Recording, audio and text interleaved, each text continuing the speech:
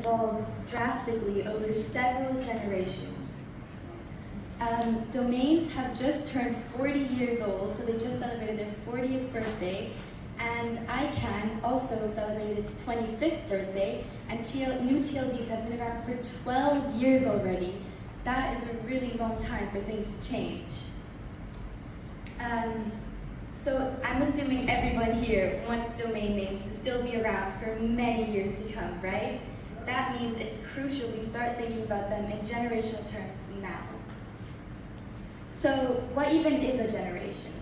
A generation is a group of people within a 15-year age range, and the reason they're grouped this way is because it has been scientifically proven that behaviors and beliefs change within this time frame, and especially Gen Z and Alpha have actually shown some of the most drastic changes compared to prior generations, as they've never known a world without the internet, and therefore have adapted to new beliefs, new perceptions and priorities.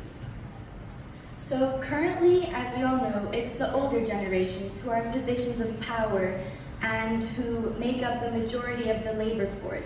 However, in the years to come, they will be retiring, and it'll be Gen Z and then followed by Gen Alpha who will take their place.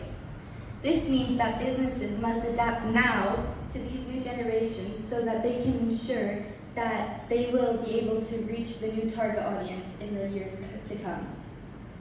So you might be wondering, okay, that's great, but what can a 15-year-old tell me about that? Well, I was born in 2009, which makes me part of Gen Z. And that means I know best out of everyone in this room how my generation clicks. I also run my own company, Beauty Report, which means I know firsthand how important a domain name really is. And I also conducted a survey to collect some data, and data can't lie, can it? So here's what we found. So here it is, the world's first survey study which inquires specifically into the perception of domain names by Gen Z and Alpha. We actually had a great turnout, and we have mostly a very balanced gender distribution, but we do have a slight bias towards Gen Z, as Gen Alpha is still so young. So here it is, the outcome.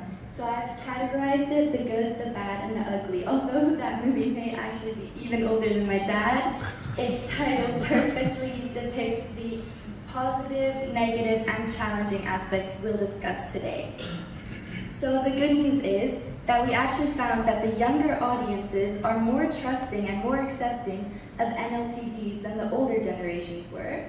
However, unfortunately, we also found that new top-level domains still have a long way to catch up to the legacy TLDs, .com, .net, and .org. And the ugly truth is that, unfortunately, women do actually lag behind in trust when it comes to NLTDs. So let's look at this more deeply. So the good news that we found is that we asked the participants how much they trust NLTDs, and if they would avoid a website due to its ending, or if they already have actually in the past. And as you can see here, it's the older generations who have avoided more often and who have less trust, and the younger generations have quite high trust and quite low avoidance rates. So what does this mean for us?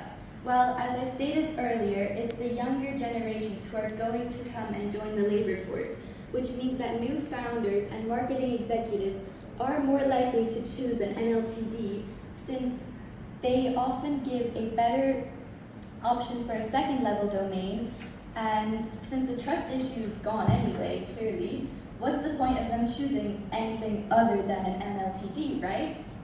This gives us a once-in-a-lifetime opportunity to get the NLTD market share from where it is to where it should be. However, as you can see here, we still have a long way to go. On this graph, you can see that at the top, .com, .net, and .org still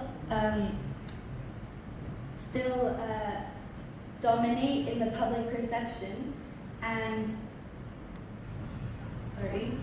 so they still dominate in the public perception, and honestly, it's not that surprising considering .com had a 30-year head start, which gave them plenty of time to get comfortable all the way at the top.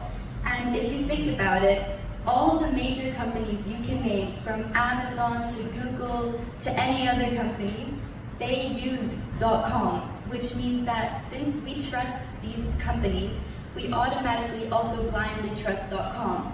And that, again, gives them another unfair advantage. And the last but not least, the ugly truth. So, our survey found that women are 20% less trusting of NLTDs than men are, which that isn't just a number, that is a huge issue. It shows that gender inequality in the digital space is a real thing. Trust is crucial when it comes to being online. Whether you're online shopping, networking, or even using it for personal security. If women do not trust the online network or don't feel safe, of course, naturally, they're not going to be as open and